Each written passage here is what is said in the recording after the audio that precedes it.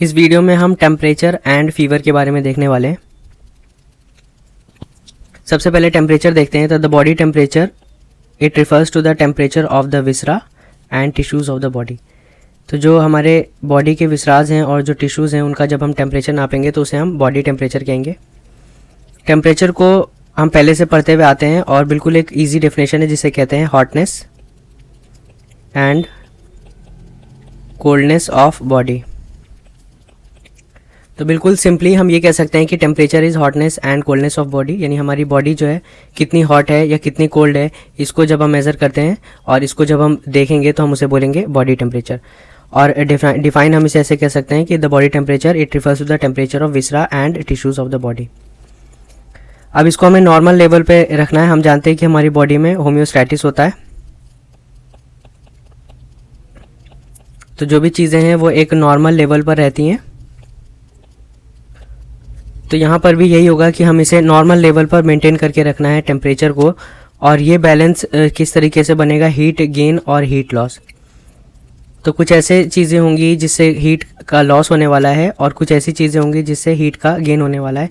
इन दोनों के बीच में हमें एक बैलेंस बनाकर रखना होगा कि कितनी चीज़ें गेन हो रही हैं और कौन कौन सी जो टेम्परेचर है जिसकी वजह से लॉस होने वाला है। तो इसके बीच में एक हम बैलेंस बना के रखेंगे जिससे होम्योस्टैटिस बरकरार रहेगा और ये रेगुलेट होता है हाइपोथैलेमस से। तो नॉर्मल लेवल जो है हीट लॉस और हीट गेन के बीच में एक बैलेंस बनाकर रखा जाता है और रेगुलेट किया जाता है हाइपोथैलेमस से। अब हाइपोथैलेमस इसको किस तरीके से रेगुलेट करता है, जैसे कि हीट, जब हमारी बॉडी में हीट बढ़ रही है तो हाइपोथैलेमस एक्टिव होगा और उसको कम करने की कोशिश करेगा। जैसे हम देखते हैं कि स्वेटिंग होती है, हमको बहुत ज़्यादा गर्मी जब हो रही होती है तो गर्मी के केस में क्या है, हीट हमारा बढ़ रहा है, तो स्वेटिंग के थ्रू क्या होता है, हमारी बॉडी से पसीना निकलता है और उसके थ्रू हमारी बॉडी से कूलिंग इफेक्ट आता है। तो ऐसे ही फंक्शंस होंगे हमारी बॉडी में जिसकी वजह से हमारी बॉडी का टेम्परेचर अगर बढ़ रहा हो तो उसे घटाया जाएगा और कम होगा तो उसको बढ़ाने की कोशिश करी जाएगी। अब नॉर्मल लेवल की अगर हम बात करें तो जो नॉर्मल टेम्परेचर होगा डिग्री सेल्सियस में अगर हम देखें तो इट इज़ 36.7 टू 37.2 और फ़ारेनहाइट में 98 टू 99 डिग्री फ़ारेनहाइट होगा। तो इसको हम अप्रॉक्स में अगर याद करना चाहें एक वैल्यू तो हम इसे याद कर सकते हैं कि 37 degree Celsius is normal body temperature और ये करस्पॉन्ड करेगा अगर हम फ़ारेनहाइट में देखेंगे तो 98.6 डिग्री फ़ारेनहाइट। तो हमें ये याद कर लेना है नॉर्मल रेंज जो है वो 36.7 टू 37.2 है, लेकिन हमें अप्रॉक्स वैल्यू याद करनी है कि it is 37 degree Celsius normal and 98.6 degree Fahrenheit जो 37 डिग्री सेल्सियस के ही करस्पॉन्डिंग होगा। इसके अलावा कुछ फैक्टर्स हमें जस्ट आइडिया होना चाहिए कि कौन कौन से फैक्टर्स होंगे जिनकी वजह से जो है हमारे टेम्परेचर में चेंज आने वाला है। तो उसमें एज हो सकता है फैक्टर एक। इसके अलावा डायर्नल वेरिएशन जो होता है, डायर्नल वेरिएशन ऑफ टेम्परेचर, यानी हमारी बॉडी जो है सुबह और शाम में टेम्परेचर का हल्का सा जो वेरिएशन होता है और वो नॉर्मल होता है। तो ये फिजियोलॉजिकल है। जैसे मॉर्निंग में अगर हम बात करें तो मॉर्निंग में लोवेस्ट टेम्परेचर हमें मिलेगा बॉडी का और सिमिलरली जो इवनिंग होगा उसमें हमें हाईएस्ट मिलेगा।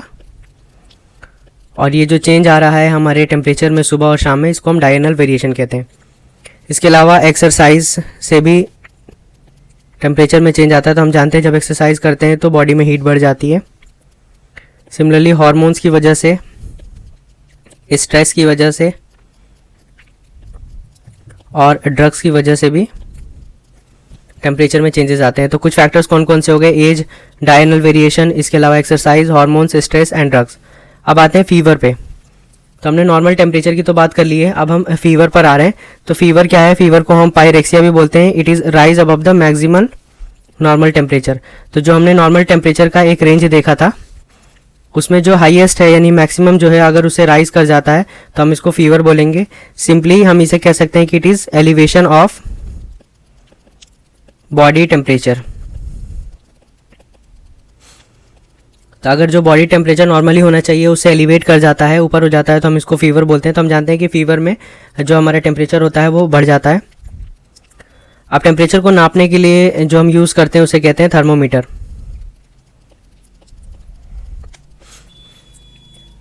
अब जो टेम्परेचर को हम नाप रहे हैं उसको हम ओरल टेम्परेचर भी ले सकते हैं उसके अलावा रेक्टल टेम्परेचर भी ले सकते हैं और एक्जिला का भी टेम्परेचर लिया जा सकता है। तो ये डिफरेंट जगह है जहाँ से हम टेम्परेचर को मेज़र करते हैं। तो हमें इसको बिल्कुल इसी तरीके से लिखना है, रेक्टल, ओरल एंड एक्जिला। और हमने अभी देखा था कि अप्रॉक्स हमने याद किया था कि नॉर्मल टेम्परेचर हम 37 डिग्री सेल्सियस याद कर सकते हैं। तो हम इस तरीके से याद करेंगे कि 37 degree Celsius is for oral. अब जो रेक्टल टेम्परेचर होगा it will be 0.5 degree higher, और अगर हम एक्जिला की बात करें तो it will be 0.5 degree lower.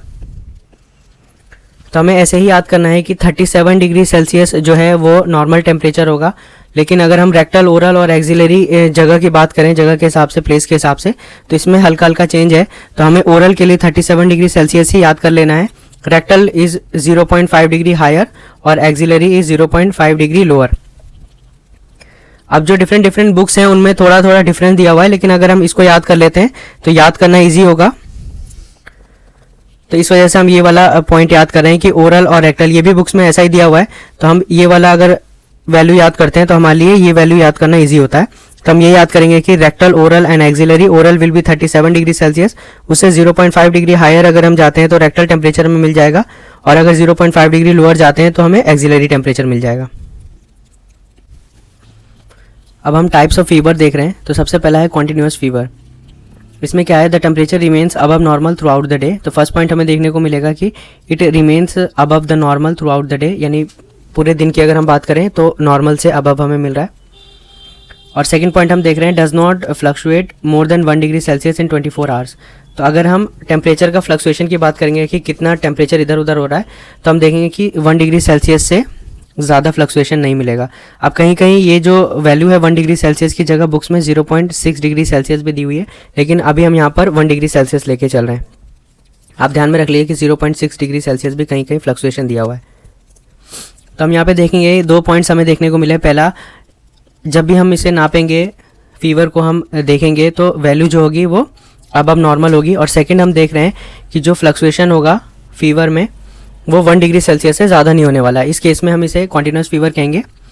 Typhoid और यूरिनरी ट्रैक्ट इन्फेक्शन के केस में हमें ये फीवर देखने को मिल सकता है, इस टाइप का fever. Second is remittent fever, it remains above normal through out the day. तो ये वाला तो बिल्कुल फर्स्ट वाले की तरह ही है, यानी कॉन्टिन्यूस की तरह ही है कि हमेशा नॉर्मल से अबव रहेगा, लेकिन जो फ्लक्चुएशन होगा इसमें 1 डिग्री सेल्सियस से ज़्यादा है, मोर देन 1 डिग्री सेल्सियस से ज़्यादा फ्लक्चुएशन। तो हमें नॉर्मली ये चीज़ ध्यान में रख लेनी है दोनों में कि अगर अबव नॉर्मल है तो 2 केस हो सकता है, या तो कॉन्टिन्यूस फीवर है या तो रेमिटेंट फीवर है।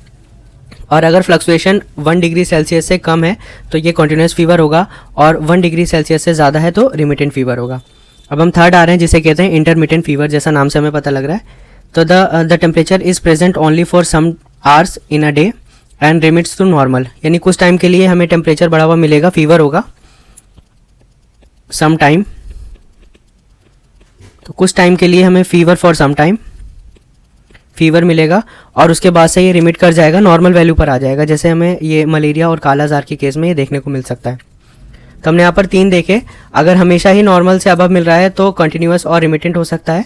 कॉन्टिन्यूस वाला ज़्यादा फ्लक्चुएट नहीं करेगा और रिमिटेंट वाला 1 डिग्री से ज़्यादा फ्लक्चुएट करेगा। इंटरमिटेंट में हमने देखा कि the fever will be for some time, कुछ टाइम के लिए फीवर होगा, उसके बाद नॉर्मल वैल्यू पर आ जाएगा। इसके बाद हम देख रहे हैं कि लो ग्रेड फीवर। तो नाम से ही दिख रहा है कि ये लो ग्रेड फीवर है। तो ये क्या होगा, the temperature is present daily specially in the evening, आमतौर पे इवनिंग में देखने को मिलेगा, several days, but does not exceed 37.8 degree Celsius. तो इट डज नॉट एक्सीड, यानी इसकी जो वैल्यू होगी फीवर की वो बहुत कम होगी और इससे ज़्यादा एक्सीड नहीं करने वाला है। तो usually it does not indicate disease, आमतौर पे डिजीज़ का इंडिकेशन नहीं होता, जैसा हम देख रहे थे कि डायर्नल वेरिएशन होता है। तो टेम्परेचर में थोड़ा तो चेंज आता रहता है हमारी बॉडी में, अगर हम डेली की बात करें तो आमतौर पे डिजीज़ इंडिकेट नहीं करता, but it is commonly present in tuberculosis के पेशेंट्स में हमें लो ग्रेड फीवर देखने को मिलेगा। लास्ट हम देख रहे हैं कि Pel Ebstein type of fever, it is regular alternation of recurrent bouts of fever and afebrile. तो जो हमें हॉटकिंग्स लिम्फोमा में देखने को मिलता है। अब इसमें क्या होता है, पेल एब्स्टेन टाइप ऑफ फीवर में, यानी एक फेब्राइल पीरियड होगा,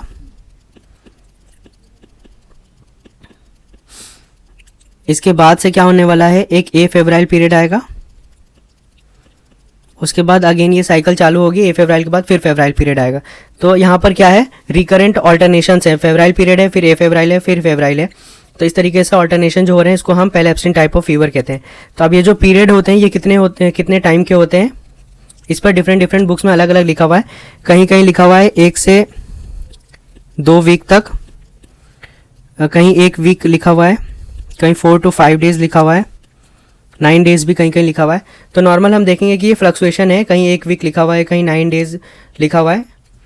तो ये तो फ्लक्चुएशन है, लेकिन हमें ये ध्यान में रखना है कि मेन जो कॉन्सेप्ट ये है कि एक फेब्राइल पीरियड होगा, चाहे वो 1 हफ्ते का हो या 9 दिन का हो, उसके बाद से एक फेब्राइल पीरियड आने वाला है और फिर उसके बाद से फिर फेब्राइल पीरियड आएगा उतने ही टाइम के लिए।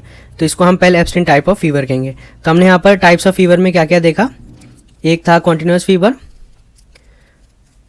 उसके बाद था रेमिटेंट फीवर। ये दोनों अबव नॉर्मल से अबव रहते हैं, थोड़ा सा फर्क है, एक फ्लक्चुएट करेगा 1 डिग्री सेल्सियस से कम और एक फ्लक्चुएट करेगा 1 डिग्री सेल्सियस से ज़्यादा, जो रेमिटेंट फीवर होगा। इंटरमिटेंट के केस में थोड़ी देर के लिए फीवर आएगा, उसके बाद नॉर्मल हो जाएगा। लो ग्रेड फीवर जो है यानी टेम्परेचर 37.8 डिग्री सेल्सियस से एक्सीड नहीं करने वाला है, इसलिए हम इसे लो ग्रेड फीवर कह रहे हैं। और पहले एब्सेंट टाइप ऑफ फीवर में ऑल्टरनेशन होते हैं, फीवर और फेब्राइल और ए फेब्राइल पीरियड्स के ऑल्टरनेशन होते हैं। Some special types of fever, पहला है फीवर विथ राइगर्स। तो यहाँ पे जो फीवर होगा उसके साथ में हमें कपकपी भी होने वाली है, जैसे मलेरिया के केस में या फिर यूरिनरी ट्रैक्ट इन्फेक्शन के केस में, यूटीआईज के केस में हमें ये देखने को मिलेगा। There is fever with rashes, इस केस में हमें बॉडी पे इरप्शंस देखने को मिलेंगे, रैशेज़ होंगे, जैसे चिकन पॉक्स, स्मॉल पॉक्स या फिर एलर्जिक कंडीशंस में। फीवर विथ डेलीरियम, डेलीरियम क्या होता है, it is acute state of confusion. तो यहाँ पर मेनली जो है हमारा ब्रेन या फिर ब्रेन से रिलेटेड ऑर्गन्स जो हैं वो अफेक्टेड होते हैं, तो इस वजह से हमें यहाँ पर डेलीरियम मिलने वाला है, एक्यूट स्टेट ऑफ कन्फ्यूजन, क्योंकि ब्रेन जो है वो अफेक्टेड है। जैसे इंसेफेलाइटिस, मेनिंजाइटिस, जो मेनिंजीज होते हैं ब्रेन के वो अफेक्टेड होंगे, तो मेनिंजाइटिस होगा, इन्फ्लेमेशन होगा उनमें। और लास्ट हम देख रहे हैं कि there is pyrexia of unknown origin, अगर अननोन ओरिजिन का पायरेक्सिया है तो ये भी हो सकता है। Now what are the causes of the fever, क्या क्या कॉजेज़ हो सकते हैं जिसकी वजह से फीवर होगा। तो फर्स्ट कैटेगरी में हम देख रहे हैं इन्फेक्शंस। तो जब हमें इन्फेक्शंस होते हैं तो उसके नतीजे में फ़ीवर होता है, जैसे बैक्टीरियल इन्फेक्शंस हो सकते हैं, अब ये वायरल भी हो सकते हैं, फंगल भी हो सकता है, पैरासिटिक भी हो सकता है। तो डिफरेंट कॉजेज़ होंगे, यानी इन्फेक्शन की वजह से फ़ीवर हो जाएगा। ट्रोमेटिक कॉज भी हो सकता है, यानी किसी ट्रोमा की वजह से कभी इंजरी वगैरह हो जाती है हमें। इम्यूनोलॉजिकल भी हो सकता है, अगर हमारी इम्यूनिटी इसमें इन्वॉल्व होगी तो इम्यूनोलॉजिकल कॉज होगा, जैसे ड्रग फीवर।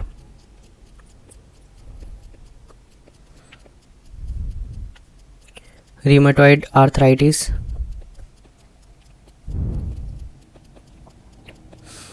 एंडोक्राइन कॉजेज़ भी हो सकते हैं, जैसे थायरोटॉक्सिकोसिस।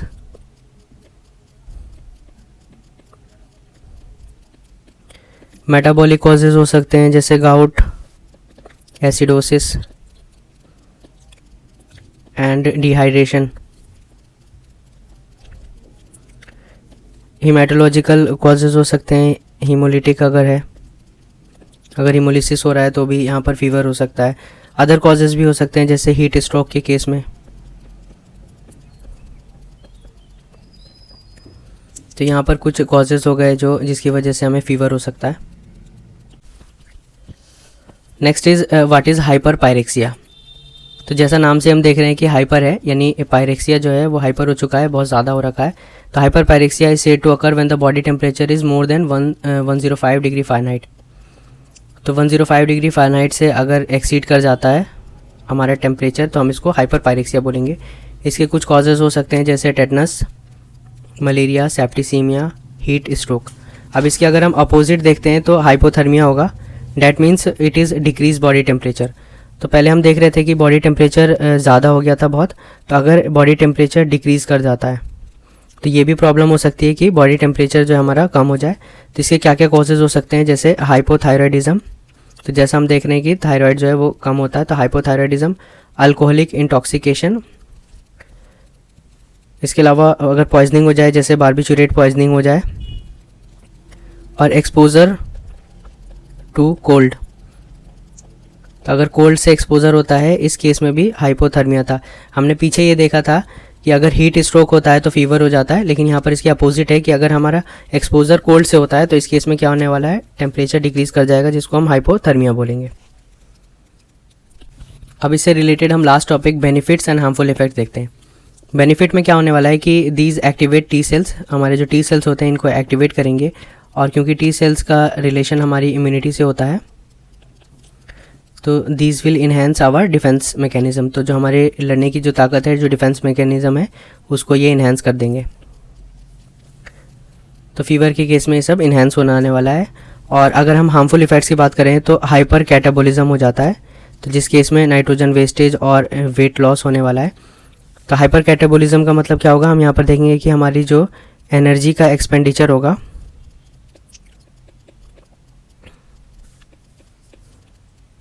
तो एनर्जी का एक्सपेंडिचर ज़्यादा हो जाएगा, एनर्जी लॉस ज़्यादा होगी, जिसकी वजह से हमें वेट लॉस देखने को मिलेगा। फ्लूइड एंड इलेक्ट्रोलाइट का इम्बैलेंस हो जाएगा ड्यू टू स्वेटिंग। तो स्वेटिंग होने की वजह से जो हमारा वाटर जो है वो लॉस हो जाएगा बॉडी से, तो इस वजह से हमें फ्लूइड और इलेक्ट्रोलाइट का इम्बैलेंस यहाँ पर देखने को मिलेगा। इसके अलावा कन्वल्जन्स भी हो सकते हैं। यानी कन्वल्जन्स क्या होते हैं, ये इनवॉलेंट्री कॉन्ट्रैक्शन ऑफ मसल होता है, it is involuntary contraction of muscles. इसके अलावा हम देख सकते हैं कि हार्मफुल इफ़ेक्ट्स में ब्रेन डैमेज भी हो सकता है। तो ये सारे हार्मफुल इफ़ेक्ट्स होंगे जो हमारे फीवर से रिलेटेड है।